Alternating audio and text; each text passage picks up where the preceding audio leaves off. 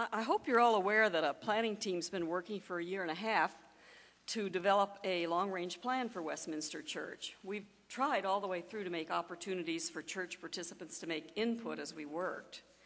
My counterpart, Corey Louie, who is reporting over in the other service in the worship hall, reminded me that Hugh Anderson, the Presbyterian executive who's been one of our consultants, suggested that we look at that famous fried chicken company whose mission statement could be, "We do chicken right." What we hoped to discover was in what ways are we doing Westminster Church right, and where we're not, to suggest ways to correct the errors. The first step for us was to create a new mission statement for the church, followed by a vision statement.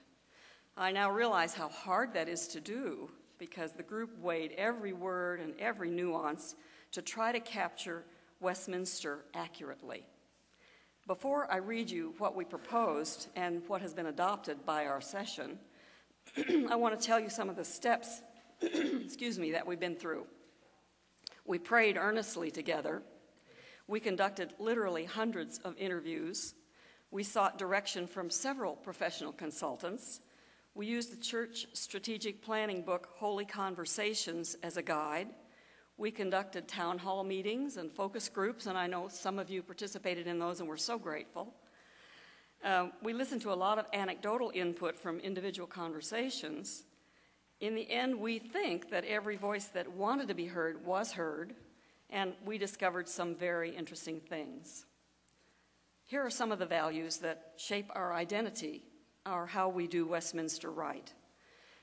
We expressed a need for Bible-based, passionate sermons.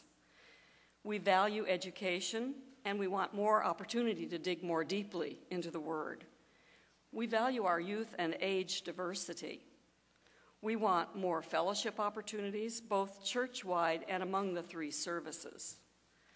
We want better communication about ways to be involved, where volunteers are needed, what's happening in the life of our church. We learned that there's some unrealistic expectations about a church our size. A lot of people believe that we're still a smaller church, and as you know, we're not. There is some burnout of staff and lay leadership, and we recognize that's happening, and people don't quite know what to do about it or how to change it. These are a few of the examples of thoughts that were expressed to us repeatedly in the process. The vision statement, early morning frog. The vision statement paints a mental picture of what our church would look like if we accomplished our mission. The mission statement becomes our bullseye if we hit it. Members could use the vision statement to describe Westminster to friends who might be thinking of coming here. Once a mission statement is adopted, it becomes a filter by which we screen all that we do to ensure that we're working toward that end. Members of the planning team will be happy to discuss further details with you at any time. They are, besides Corey Louie and me, our chair, Dave Clement, Vera Morell, Russ Kohler, Alan Jackson Jr., and Pastors Alan Jackson and Chris Ward were part of the group ex officio.